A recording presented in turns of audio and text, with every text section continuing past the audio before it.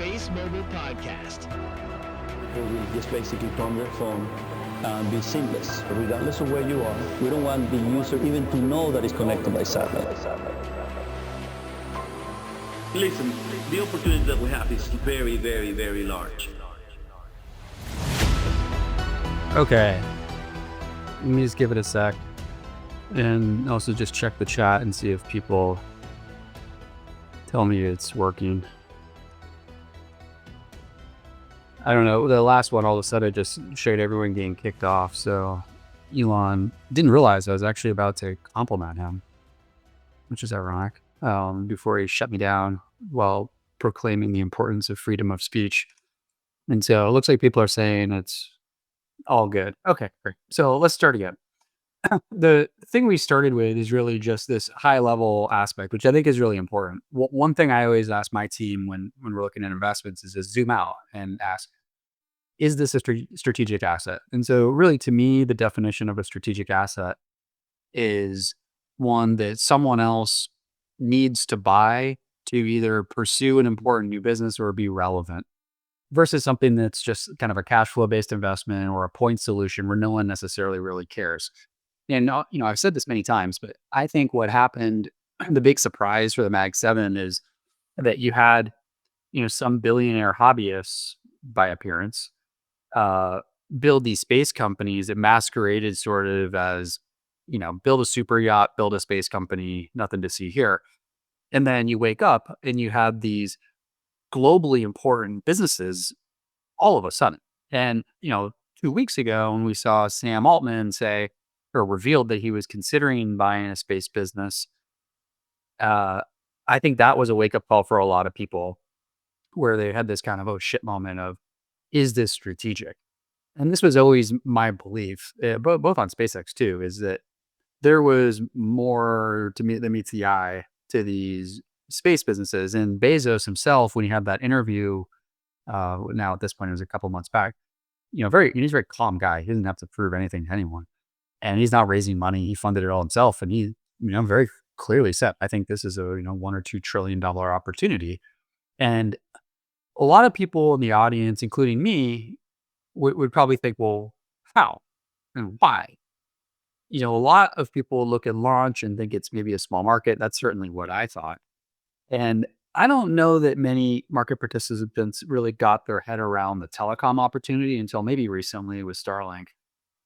And then now we're really quickly learning about the opportunity with space-based data centers and other things. And actually, as I was out Christmas caroling, one of the other dads works at NVIDIA, and I was asking him, what do you think? And he was explaining to me, he's like, well, I don't know. It's a lot of power you need. And he was explaining to me these racks. He'd just been in a 1 megawatt rack and just was telling me how crazy they were with all the piping. And he's like, most of the weight is just coolant in these, it's just a big water cooling facility with some chips inside.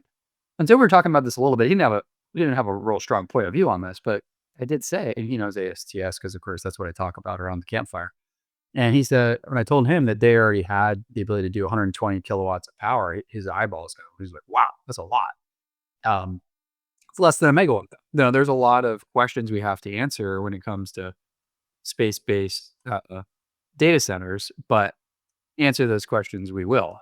And so then also kind of stepping back, I thought this other thing that Peter Limart retweeted from Vodafone was also very telling, where on the history wall of Vodafone, ASTS appears 3 times.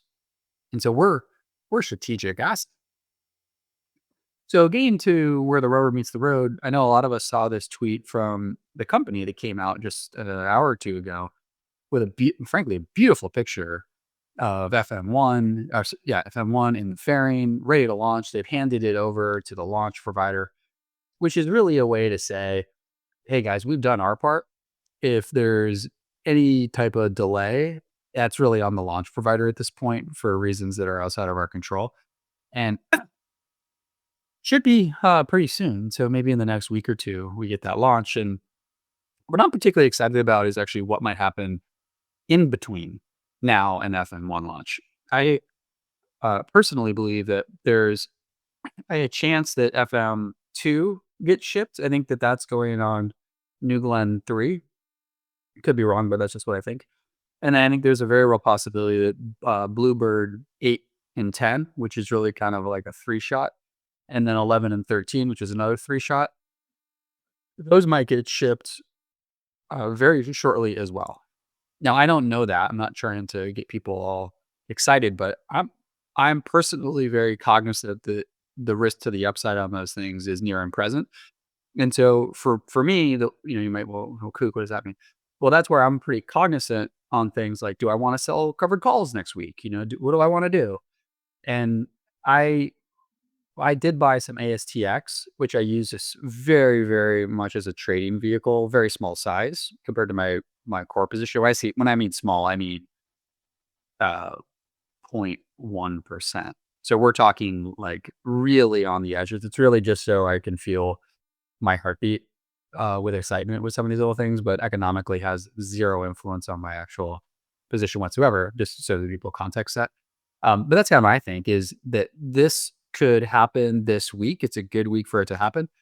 And I also think that Golden Dome could get announced. And so in the 2026 NDAA, which is the appropriations bill to fund the military, that got passed by the House and it has to go to the Senate and then Trump will sign it. And I think that there's going to be a real push to have that done before Christmas. My belief, again, could be wrong, is that is what unlocks some of these big Golden Dome contracts. And I think that ASTS is the recipient of one of these big Golden Dome contracts, but we'll talk about that next. Another thing that caught my attention this week, which is neat, is this post by ASTS Investors, which is a Twitter account, which, if you could believe it, they tweet about ASTS despite their handle being ASTS Investors. And they highlighted that a new job opening had just come online, and that was for someone to help scale the manufacturing process for the composite satellite buses.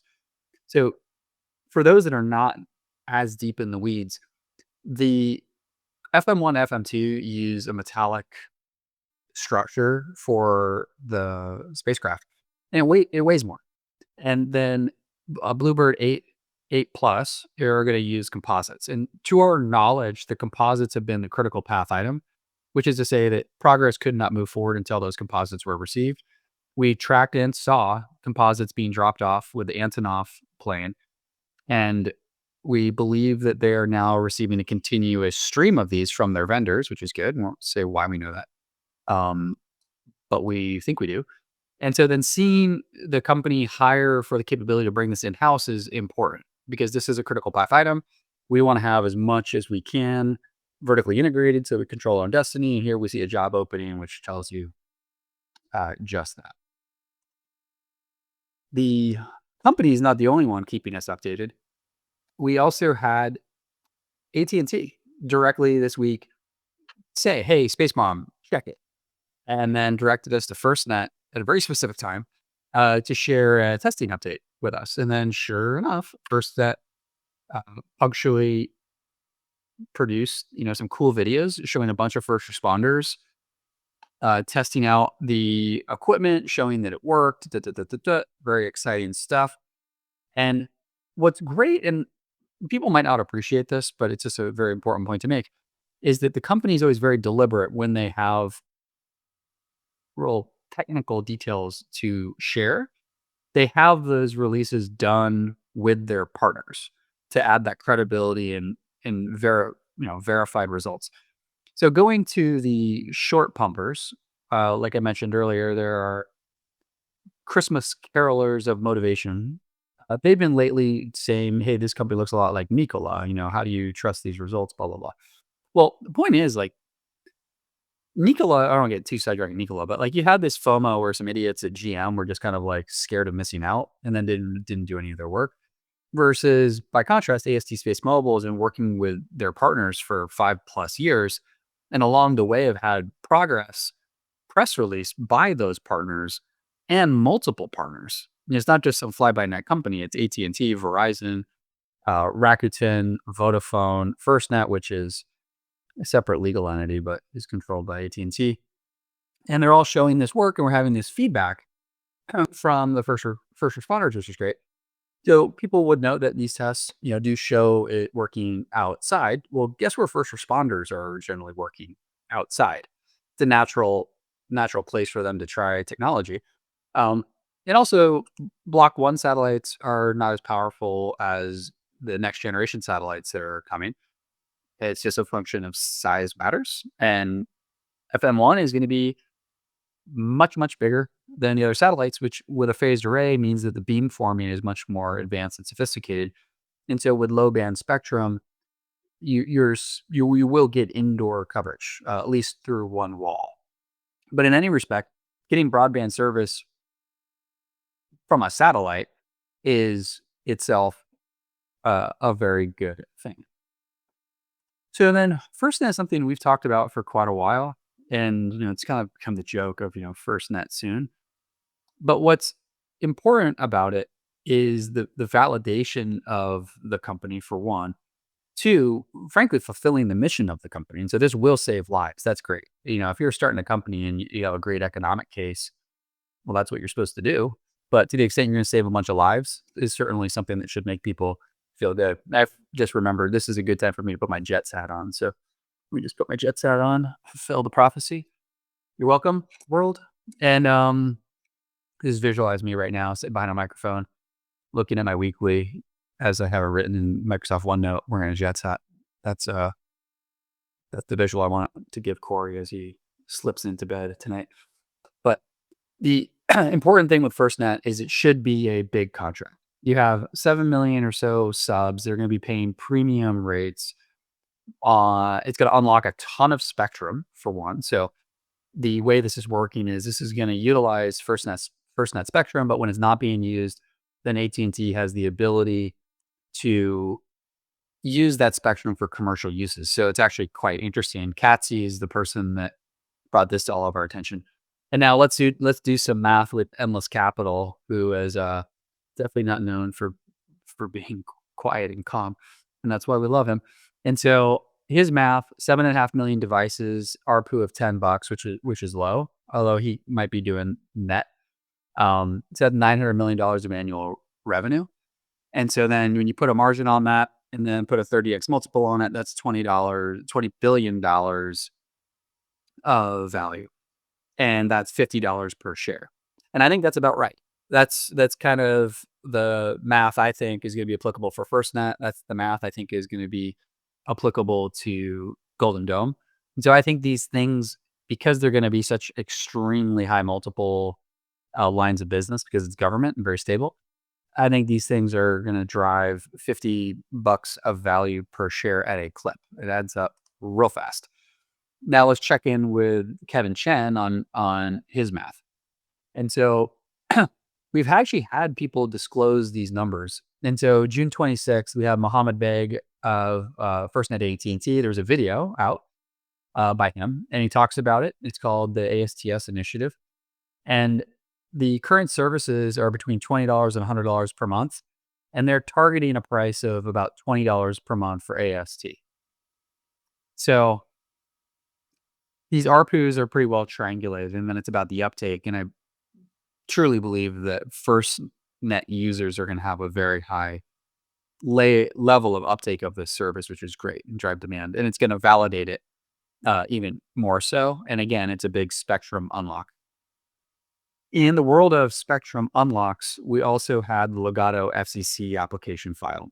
So we've been waiting for this, and then we started to get visibility that this was really gated by our SCS filing, making sure that the comment period was closed before we then filed another FCC application.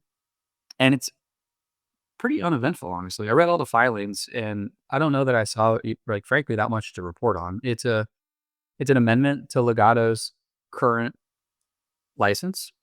They're saying that they're going to deploy the Legato spectrum on ASTS spacecraft, and please approve it. Thank you. And so hopefully it will be pretty straightforward. And I have the link to the SEC filings if anyone wants to read that. It does give us a little bit more insight in terms of how the constellation will look. And so the next tweet is Katzy breaking it down. And so we've got 96 satellites that will be this mid-band constellation. It's going to be weaved right in with our low-band constellation. This starts to give us beamforming capability to have incredible coverage. And so in the DD doc, which I almost actually am complete updating, but there are these slides, really they're just Catsy tweets, that show just the difference of what happens when you project low band beams and then mid band beams in terms of coverage, amplifying data rates, and having a very robust service. So it all works kind of as a symphony of radio frequency being put on the ground, and the legato spectrum is going to be very important. It seems like a lifetime ago. And so again, I think a lot of people share this, but you know what we experience on a week sometimes can feel like a lifetime, and it really does feel like a lifetime ago that we had the UBS fireside chat. And Scott gave us a lot of information. For one, just when thinking about again the strategic nature of the business, we have Scott saying there's not an operator around the world that doesn't want to meet with us, and that I believe. But it just goes to show you who's driving the bus here. DAs are a function of what ASTS wants to sign, and they've signed some big ones, but there's going to be a lot more coming. Right now, obviously, this company has some different priorities. Getting these satellites up in the air is the necessary condition for DAs to mean anything, and so they're working on that, which I'm sure is just making their MNO partners that are in wait all more anxious to make sure that their phone call gets picked up first. And if you're wondering why, I would just ask you to go back to a weekly from 2 weeks ago, maybe, where there's that Viasat market study, which was really interesting. Notwithstanding the Mobile X CEO responding to me on Twitter saying, "Oh, your market studies can be wrong." Thanks, douchebag. No shit. But when your competitor puts out a market study that directly shows why they might have rendered themselves obsolete through catastrophic misinvestment in technology and fumbling the ball with their very own spectrum going to their competitor, you might want to listen to their market study, which shows that the market is going to be way the hell bigger than they had ever anticipated. And that should be a wake up call. And so these market studies, while they're not going to be accurate to the T, they're directionally telling you lots of market sentiment.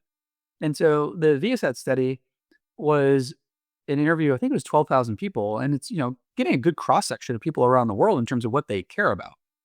And the thing that the MNOs are going to really see is never mind the ARPU bump. It's the reduction in churn and the ability to grab subscribers from other MNOs because consumers value this. The perception of how important satellite coverage is far greater than the actual need state. Need state being high anyway, the perception of the need state is very, very high, which is why consumers want it so badly. I'm the type of person that sort of lives my life to solve for the edge case. And so I'm thinking about the scenario when I really need to make a phone call. And that's how I believe a lot of other people too.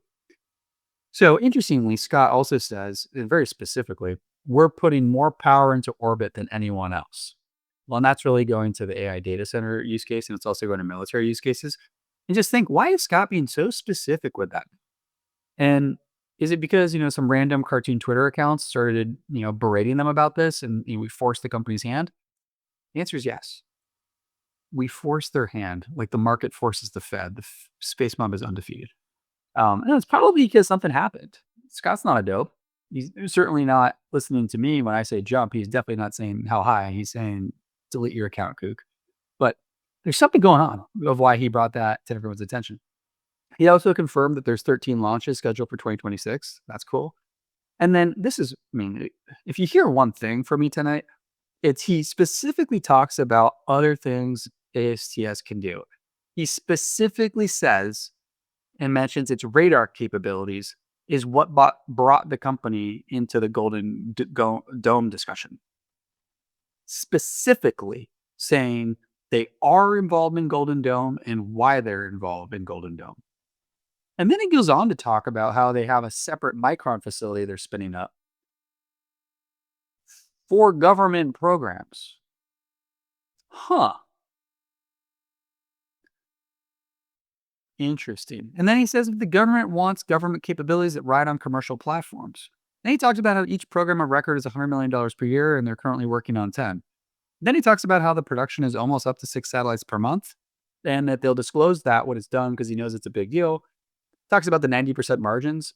This is an issue I don't want people getting hung up on because it's really a function of net versus gross revenue reporting. I have a slide on this at the new DD doc, and I'll just share that when it comes out. But the simple math is ASTS is going to report net revenues. And so if I pay $20 a month to AT&T, that's the gross revenue of the company. ASTS is only going to report the $10 of their revenue share. And so if they reported the full 20 as gross and then had the profit share coming out, their EBITDA margins would be 50% or más o menos, not 90%. When you report net revenue, which is a reasonable way to do it, you're going to report much lower revenue, but a much higher EBITDA percentage and the same EBITDA in both scenarios. But that's why the 90% margins are accurate. It's because that revenue share represents their CAC, their customer acquisition cost.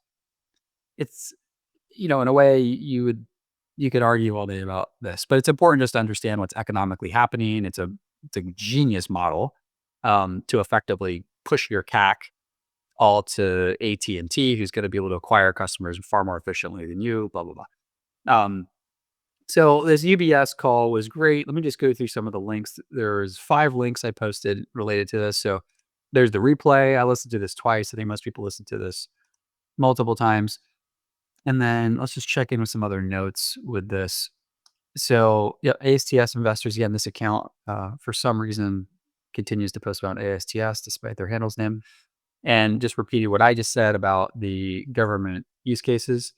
Let's check in with Redrum, which it's unbelievable to me that I only realized that his name was murder spelled backward recently. This is why you shouldn't listen to me. I'm not a very high IQ individual. He did also post the whole thing on his Spotify empire. And then Kevin Chen, of course, comes out with like 15 pages of notes because that's why we have KevBot. And so let's just quickly scan what he said. So they have the flexibility to go to multiple launch providers. They're hitting the 6 per month cadence. There's lots of DAs, more power in orbit than anyone else. This is the Golden Dome part again. Their large array allows them to do radar to support many strategic capabilities for the US, which has brought them into the Golden Dome conversation. There's dual use capabilities, which is exciting. What else we got? Basically, not a whole lot more to report on there, but nice to hear this stuff repeated. And then what I really glommed onto, and I have some more slides that I've put together to this point. It's around just how big the market could be.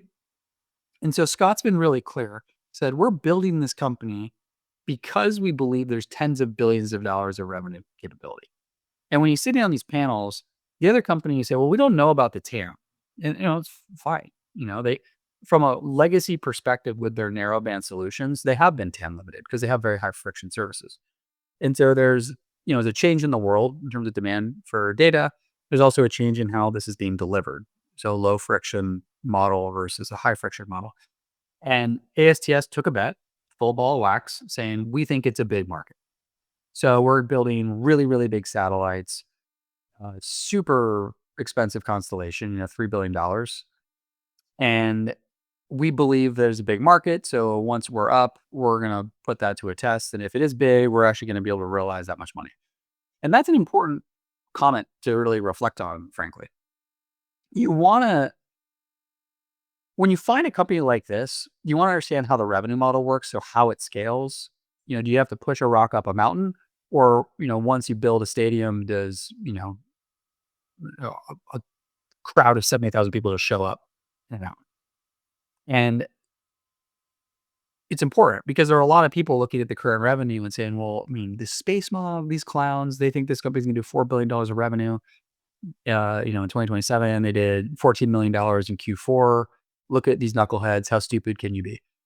And I was just kind of like, well, why can't people be nice is really what I'm thinking. Like, why would you go to like hurling insults as opposed to try to understand someone's perspective? But it's pretty obvious when you're building a fixed cost infrastructure, the revenue is not ratable. Before Union Pacific had a lot of revenue, you had to build the train track. Once you have the train track, then you can move the cargo. And so right now we're building the train track. And what's great is then you can move all of the cargoes all at once, unlike a train, which means that the revenue ramp should be, we'll find out, but it should be dramatic. And so when I hear that tens of billions of dollars of revenue from Scott, that's not a random number. I know Scott well enough. He's not a random guy. And so that's when I did some math to try to back into that. And you can do that uh, various ways. There are obvious ways. You look at the number of covered subscribers on the MNOs, you assume attach rate, you assume an ARPU.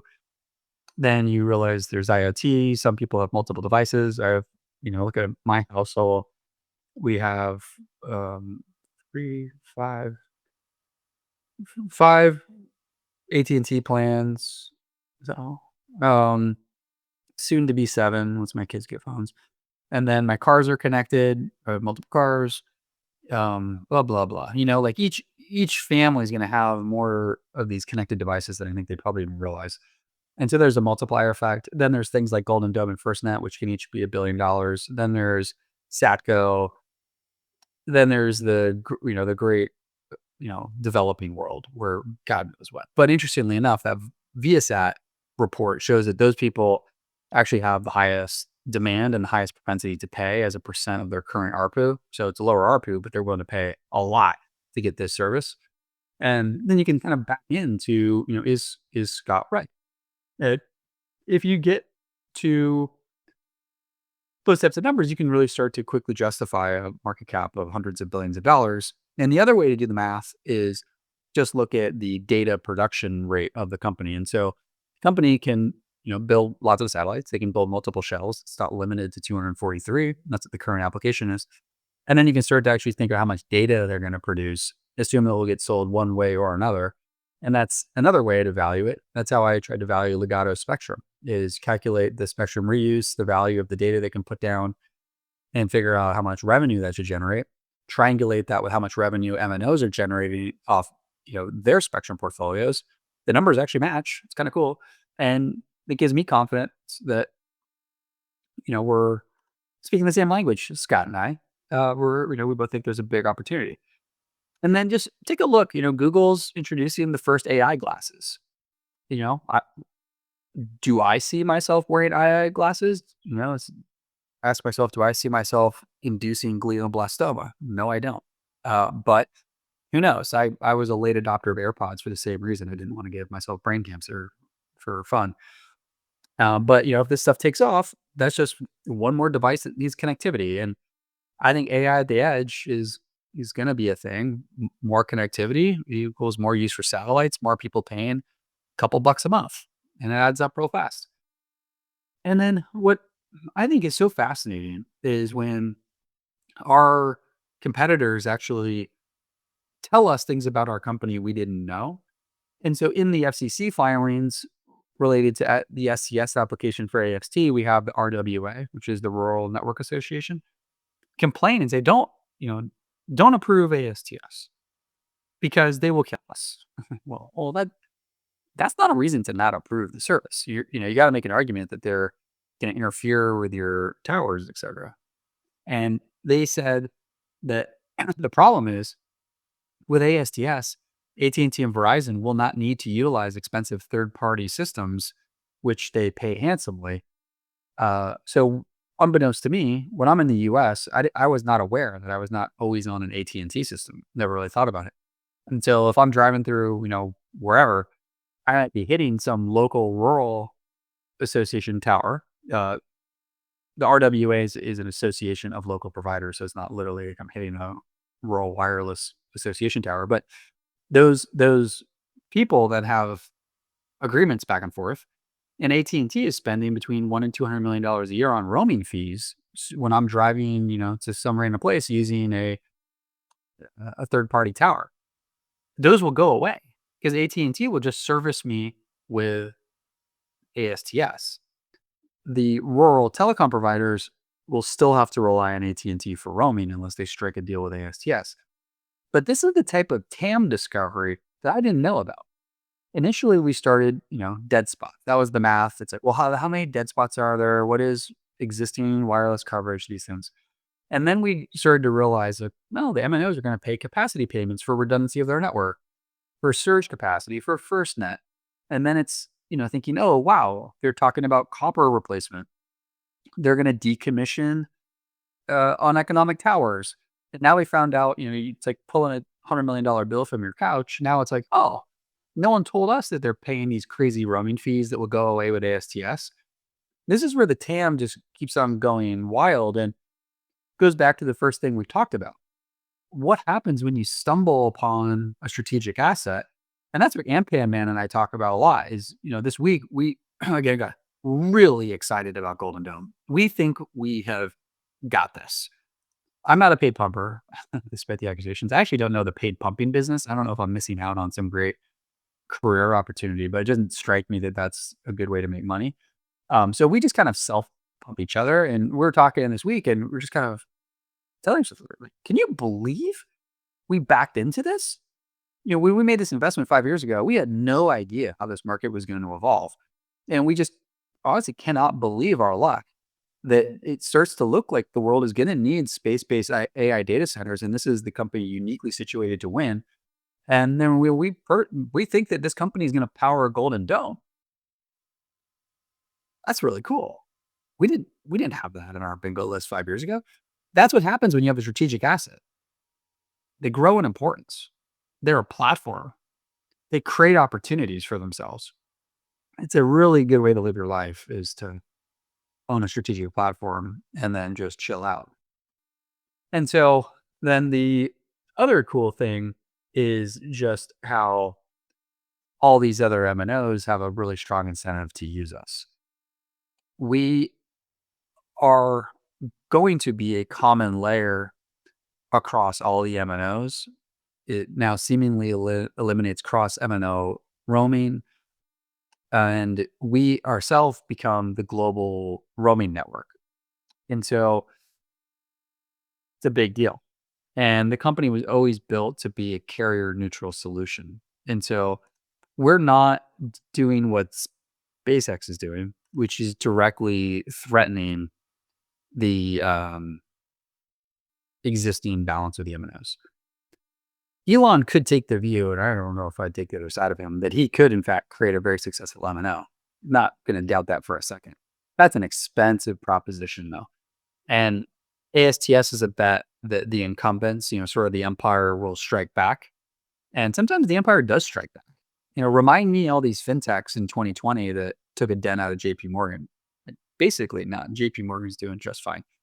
And so sometimes, the evil empire can hang around for quite some time. And ASTS is enabling, I don't want to call AT&T the evil empire because they gave me some free swag. So they bought me off for life. But I don't think that SpaceX is going to find it very easy to go scale an MNO.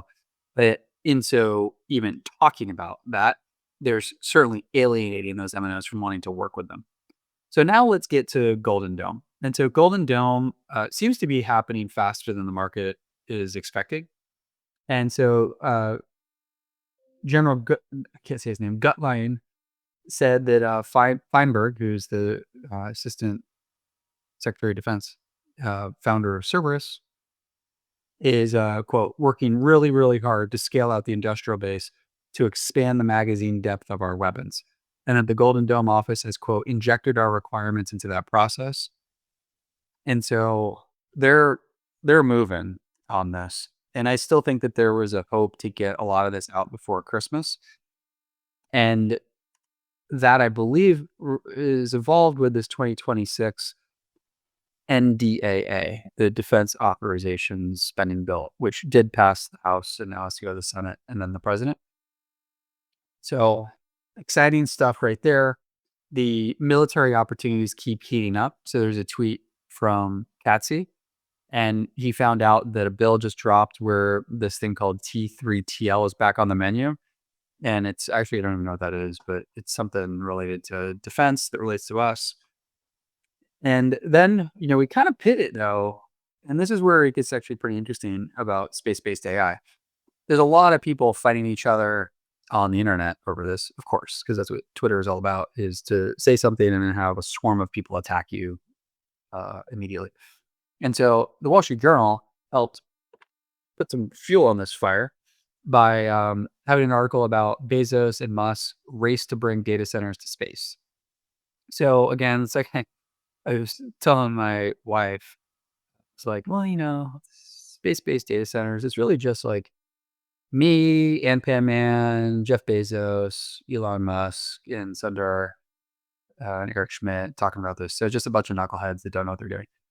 You take a step back. It's like literally the most important people on planet Earth, X, myself, and Pan Man, are talking about this. And yet all the people who have done nothing with their lives of any material substance in terms of progressing the advancement of humans are all naysayers. And so it's like, I don't know. I might like listen to the guy that figured out how to sell books on the internet about his views on space-based data centers. And, he would probably have better information than I. And so I've been digging into this and it's pretty interesting. I can't say that again, who's the Kook report? Am I going to be the person breaking through with some mathematical proof that shows this is going to work? No, I am not. I'm going to be collecting a lot of notes from other people and try to put it together. But what I would say is that, is this going to replace, a 100 megawatt data center overnight? Probably not. Is it going to potentially add capabilities for very high value and specific use cases related to the military? Huh. That starts to make more sense. And so now think about things like Golden Dome. And I don't know this, but all of a sudden I just had an epiphany. Does it make sense to have a bunch of AI compute in orbit to help with a super duper advanced ballistic missile targeting system? That seems to make more sense. If we're using these big arrays for radar purposes and tracking, does it make sense to have some compute up there as well? That's where I think this is going. And so I started to realize that there's a very strong possibility that ASTS, with this new array micron facility they're putting up in Midland, my suspicion is that this is not necessarily going to be phased array antenna for communications. It might be something on the other side of the solar panel. And it would make sense that ASTS is uniquely situated to be putting up some GPUs as part of an overall mesh for Golden Dome, where money really won't be an object. Again, for a specific high value use case, this starts to add up. And I don't know if I'm right, but I'm perfectly empowered to have a view, and it's my money. And so I think that's what is potentially going to happen. So I'm betting my money on it. And if I'm wrong, I still have the original thing I bought, which is worth, in my view, a lot more than what the current price is. So then I have what's called free optionality, which is cool. And so people can, slam us on the internet for saying these things out loud, fine, whatever. But for people who are pretty interested in this company, trying to understand the optionality that they're long in their investment, I think it's a pretty interesting discussion to have. Sometimes you are willing to pay for an option, but it's better to get an option for free. And so if you've done the work and you believe that ASTS Space Mobile is a very exciting telecom company that's worth, let's just say, more, and then you start to realize they have a really interesting way to expand their business and expand their TAM with these other use cases, then that's a good thing to own. And if you're wrong, it doesn't cost you anything. And the company's not going to pursue something that is wrong. And so the only way you're wrong is if it literally just never happens, in which case you didn't pay anything for it. There's not capital at risk in this. The company's not going to go build a speculative AI data center constellation. That's going to be something where a customer takes them to that. In which case, by the time you know for sure you're right, you already then are economically right, as opposed to a build it and they will come type of risk where then you can get killed on your investment.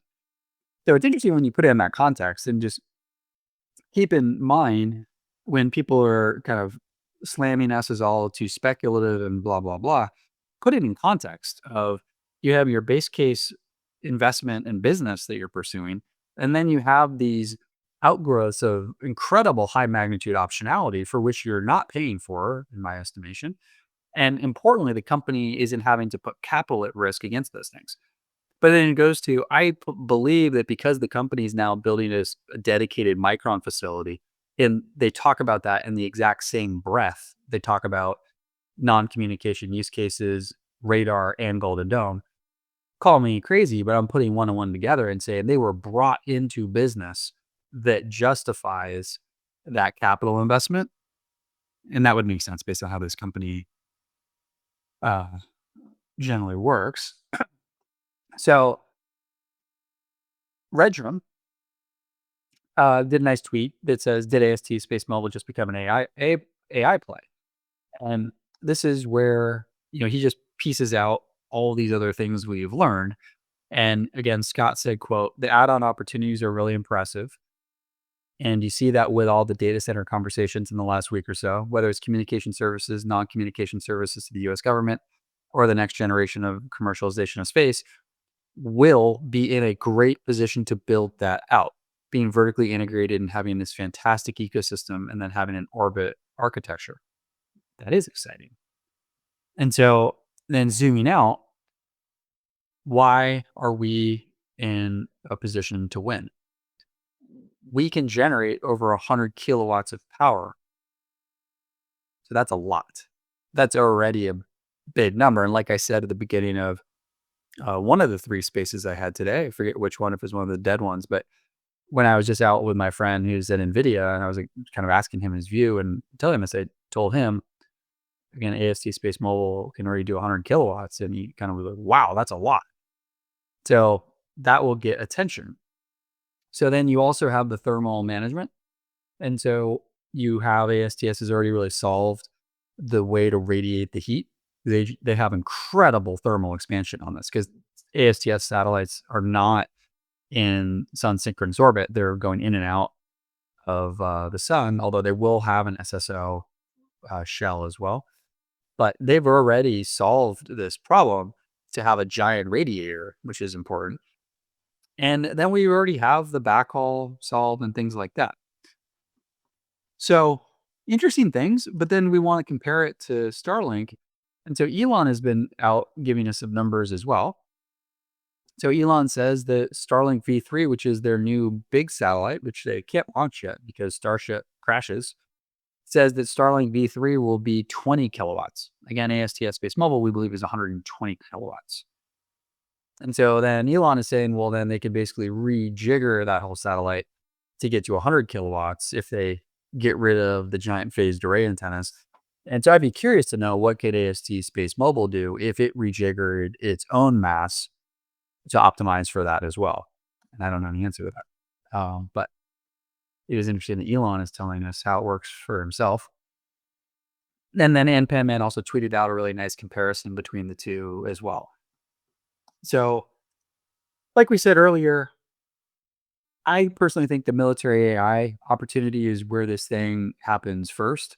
And Katsi comes out with a really nice thread kind of talking about that, where the use cases and the problem statements of the military are pretty specific. And he does a nice job breaking it down and why every soldier, drone, and sensor is really connected and why AST Space Mobile is in a great position for that. But then you also have Pete Hegseth talking about it too. So the Department of War is on it. And the tweet from Pete is they unlaunched GenAI.mil, and this platform puts the most powerful frontier AI models directly in the hands of every American warrior.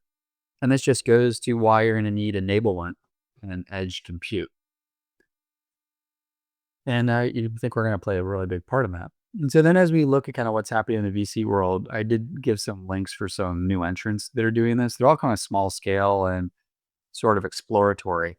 And so they all seem like they're in the BW1-2 phase where they're launching the cell phone into space just to see if something could work. ASD Space Mobile has launched the full ball of wax in space and solved the scale problems more so than anyone else. So there's some other links I've supplied for people if you're trying to get up to speed. one from Dan Piermont was good, and just talks about why SpaceX, really by extension, not really specific to SpaceX, but why the incumbents, SpaceX, Amazon, and he doesn't know AST Space Mobile, but um, if he did, he probably would have added them. Of just why the data center in space idea is a pretty interesting idea, and he thinks that there really is a dual use way where when these satellites are dwelling, in other words, not being used and kind of flying over, you could add AI as a workload to take advantage of that power. I don't know how that would work. You need the space on the satellite for that, but anyway, just one man's opinion. And then, we look at what the market is really dialing in, and that's where this week we also had the news about SpaceX valuation. So initially we heard this $800 billion valuation, and that's driven on some things that are on the come, only for Elon to then, really drive in the media cycle by saying that they were going to pursue an IPO with a $1.5 trillion IPO.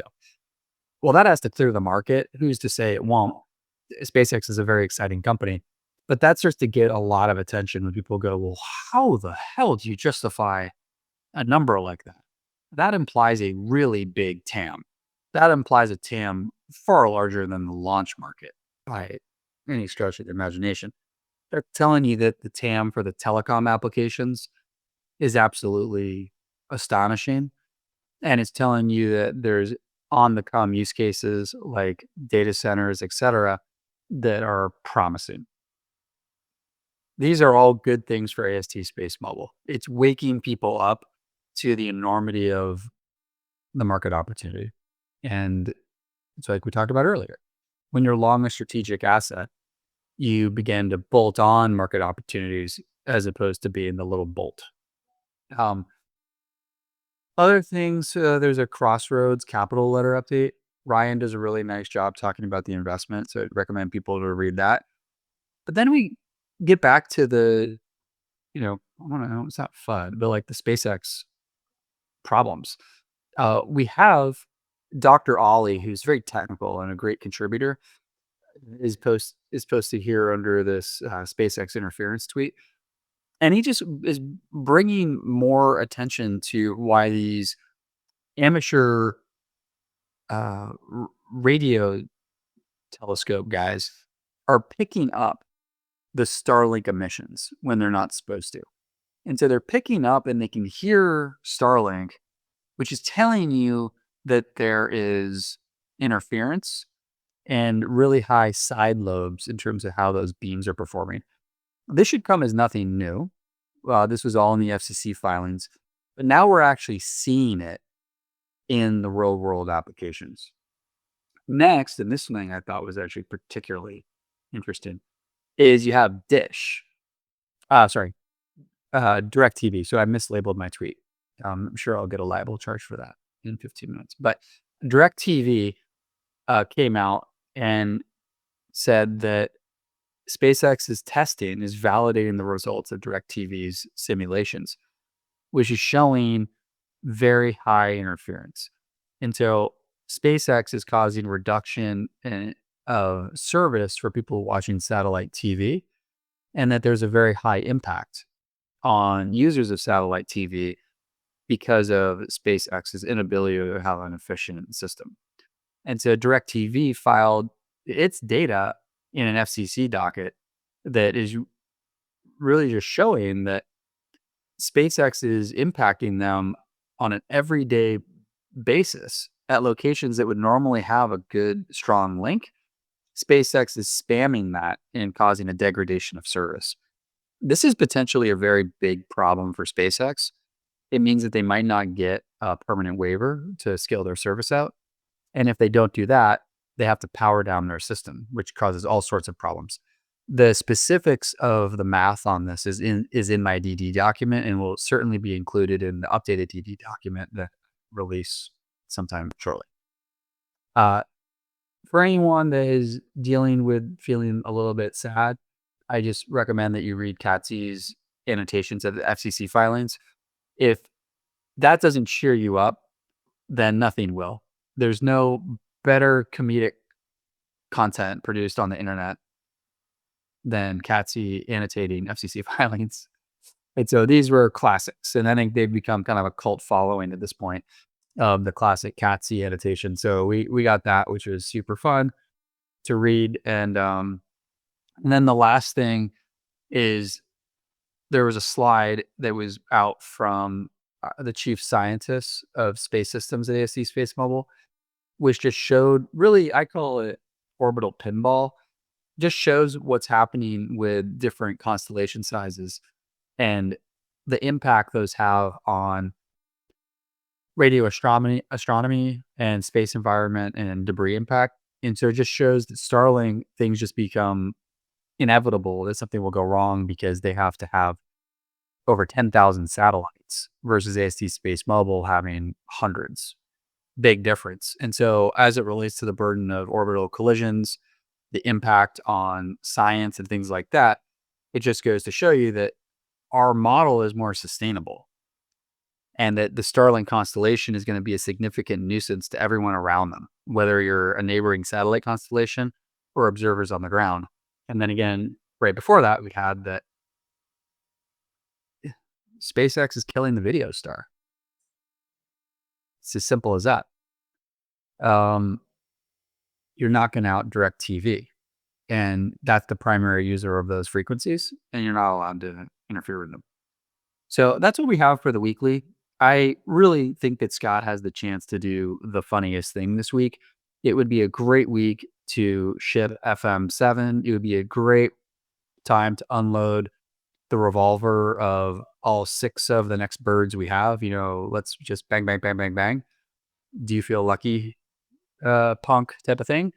And then it would be really convenient if President Trump would tune into this Spaces right now and humor me by inviting Abel to a joint press release when they announce the winners of Golden Dome and Mar-a-Lago, and do that ideally before Friday, before this jerk has his $75 one call contract expire.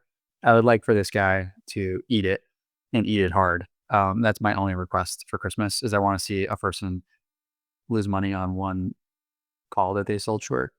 Is that too much to ask? So I think we have a big week. But again, really think for yourself for one, but really think about this mosaic of facts that we think we've found as it relates to Golden Dome. The change in tune from Scott, I think, is a big one. He's directly not even saying hypotheticals like we're going to go after Golden Dome. He's now saying we are in Golden Dome. And then he's following that by very specific capabilities and infrastructure that the company is building to do that. So I know I can speak for Anpan Man because we talk every day, all day about this. And admittedly, we can talk ourselves into lunacy, but we think we've put the pieces together that suggest something really big is happening on that front. And then when you're tying out the timing, which is the most difficult thing to do with this company, but the progress of the defense authorization through Congress, I think, is the thing that unlocks this. And the way these space stocks traded last week, they kind of just got lifted. It really, someone always knows something. I wish I were one of those people. I'm not. And so I'm usually kind of last to know the actual thing, but I'm pretty good at anticipating the actual thing pretty far in advance. And it does seem like the market might have glommed on to something last week. And I think from our bottoms up diligence that we've seen a lot of those pieces in place as well. And I hope we're right. And I hope it happens next week. Just so that people can have like a big revelation of the fundamentals of this company before they go away for the holidays. I'll end there. Thanks for joining me. And I hope everyone has a really great next week. Talk soon. Thanks for listening to the AST Space Mobile podcast. If you enjoyed this episode and you'd like to help support the podcast, please share it with others, post about it on social media, or leave a rating and review. To catch all the latest news about AST Space Mobile, make sure to subscribe. Thanks again, and I'll see you next time. we're doing something very, very big. And I think with this technology, we can really affect a billion lives. AST Space Mobile is the only company that has proven technology to deliver cellular broadband connectivity directly from space to your everyday smartphone. People will just basically turn their phone and be seamless, regardless of where you are. We don't want the user even to know that it's connected by satellite.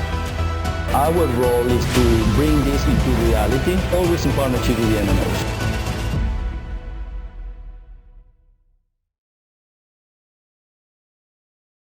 Listen.